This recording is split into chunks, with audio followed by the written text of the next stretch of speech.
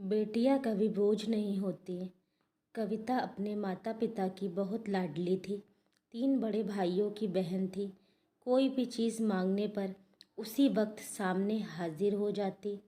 पूरे घर में रौब था उसका। पूरे परिवार और नौकरों पर राजकुमारी की तरह हुक्म चलाती थी कविता। स्कूल में भी पूरा रौब था उसका। बड़े घर की लाडली जो थी वह। ऐसे ही उसने कॉलेज में दाखिला लिया। उसके ठाट बाट बड़ी गाड़ी में आना जाना, हर दिन नया फैशन देखकर हर कोई उससे दोस्ती करना चाहता था। थोड़े ही दिनों में उसके बहुत से दोस्त बन गए। पूरे कॉलेज में उसकी अपनी ही एक पहचान थी।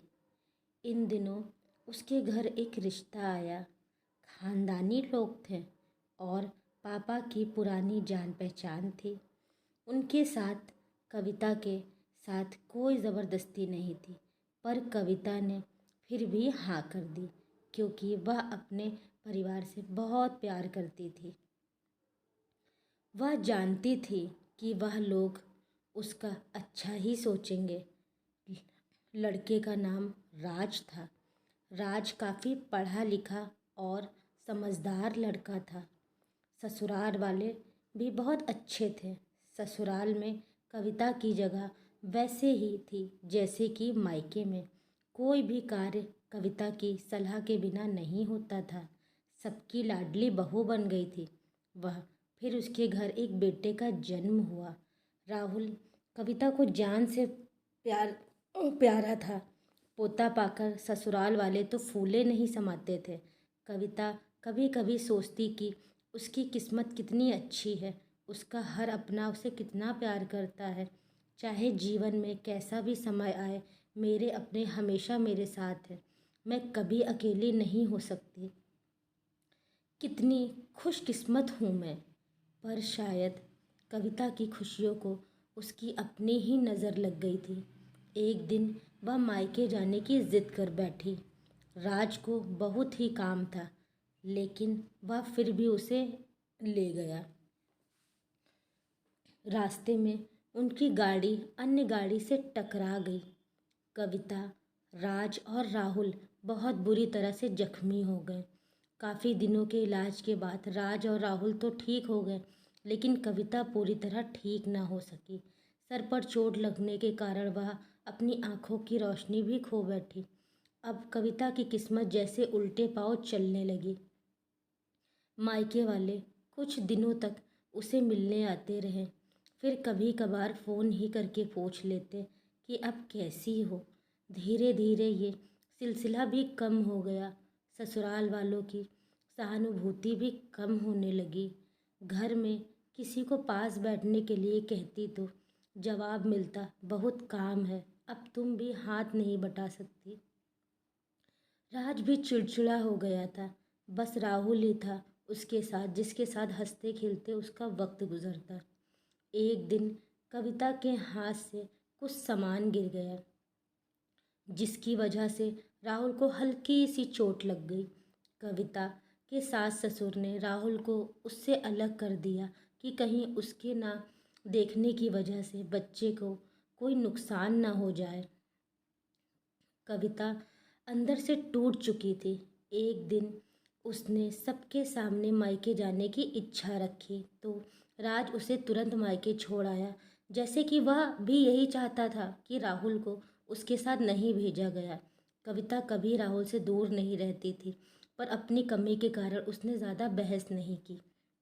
कविता को लगा कि वह 3-4 दिन वहाँ रहेगी तो थोड़ा हवा पानी बदल जाएगा, क्योंकि वह कितने दिनों से कहीं बाहर नहीं गई थी।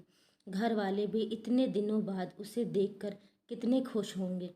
कविता के घर पहुँचने पर सब लोग बहुत खुश हुए। खाने में सब कुछ कविता की पसंद का ही बना था। उसने अपने मम्मी पापा और सभी भाई भाभीयों से दिल खोलकर बातें की। उनके छोटे छोटे बच्चे भी बुआ के साथ घुल मिल गए थे। रात को सोने के वक्त जब वह कपड़े बदलने लगी तो उसे पता चली कि उसका बैग तो बहुत भरा हुआ था। सब समझ गई। वह बहुत उदास हो गई। कुछ दिनों तक तो सब ठीक रहा, फिर जैसे सब बदलने लगा, सबका व्यवहार बदल रहा था।